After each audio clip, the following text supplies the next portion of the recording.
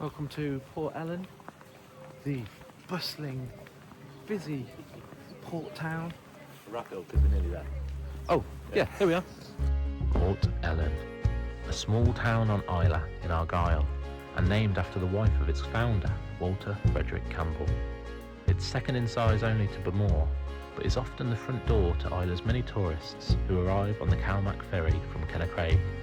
Unlike the mainland, where you may find all the home comforts Just Eat and Uber can provide you, Port Ellen has just a handful of shops and eateries to choose from. Today we're sampling a delicious takeaway option, Seasalt. With?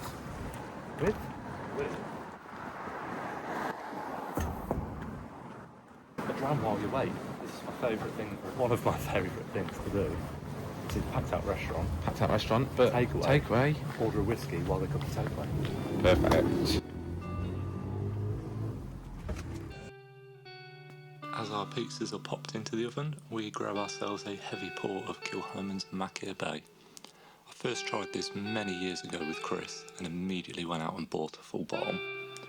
It's very light, floral, there's soft lemon citrus and peat smoke, smooth vanilla, pepper, a little bit of fudge. Really a great, easygoing dram. Nice for a quick one while you wait for a pizza. Easy as that. Easy as that. That was one. What a heavy pour. In fact, that might be the best vacuum for money glass whiskey I've ever had. It's got a nice little Kilchoman Machir Bay. Yep. Which was One that's... what was it? $7.50 a glass. Yeah, I think so. And the young girl there didn't use any sort of measure, which I'm down No, with. she poured it by eye, and then she poured a little bit more by eye, and then she decided she was a bit short, so she poured a little bit more by eye, which was very generous of her. Yeah, it's the danger when pouring two glasses side by side by eye. You've got to get them both exactly the same issue. It's Yeah. very, very difficult to do. Yeah, you could go forever, back and forth.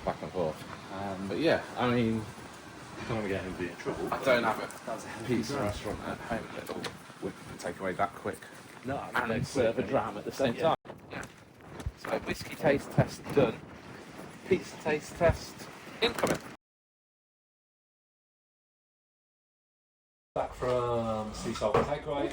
Ooh, winner. Asian chicken for dinner. Asian spicy chicken for dinner, and I've got. What, did you go black pudding haggis? Yeah, haggis and black pudding. Come on pizza. Yeah, what a pizza oven. It was a busy pizza oven. They do really well on takeaway down there. Very, very busy. It's only a small restaurant. I did count the seats at one point. I didn't count until I'm going to say around 20. Even though it's raining, it's beautiful. Yeah. We've got the camera the wrong way, really, haven't we? Yeah, I mean, that's far prettier. Watching us masticate pizza.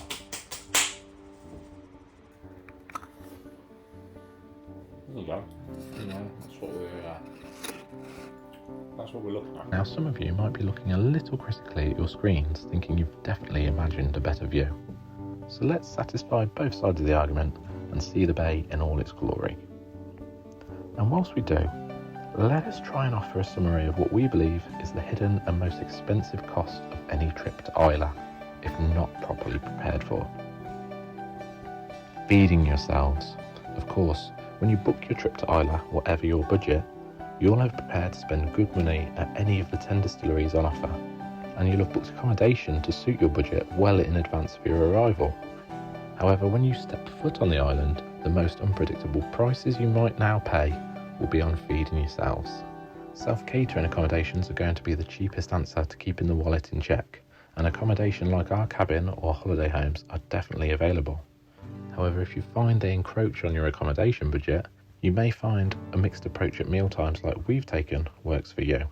We opted to self-cater most of our breakfast meals, bringing some things onto the island with us, mixed up our lunches with some co-op meal deal specials and some restaurant lunch specials, which is a great way to get the restaurant experience without the dinner time prices, and if you take an early lunch, they tend to be quieter too. We ate at both Lucci's in Bamore and the Jura Hotel, and both were excellent and fairly priced burgers. When it does reach dinner time, that is when the wallet is at its most vulnerable.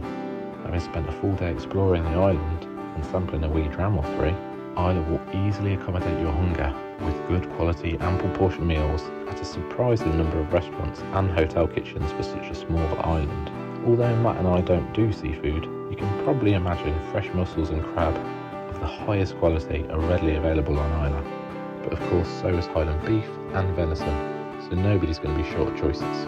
As you've seen already though, and as we continue to scoff our pizzas, Port Ellen provides a good variety for every budget, with Seasalt's sister business being a Chinese takeaway that offers a budget-busting pizza box loaded with chips and Chinese favourites like ribs and spring rolls for less than 20 quid, and that more than filled the two of us up one night ago. But most of all, Seasalt offers a fair-priced takeaway menu with great value pizzas and a well-stocked whiskey shelf.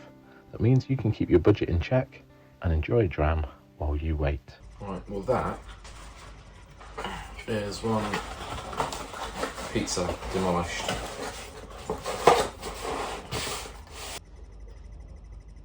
Oh, I could do a burp just to, settle things down. That'll do. We are finishing the recording there. Oh, that's the line. That's the line we're drawing. There's a line. Sorry guys, that's all we're getting. You know.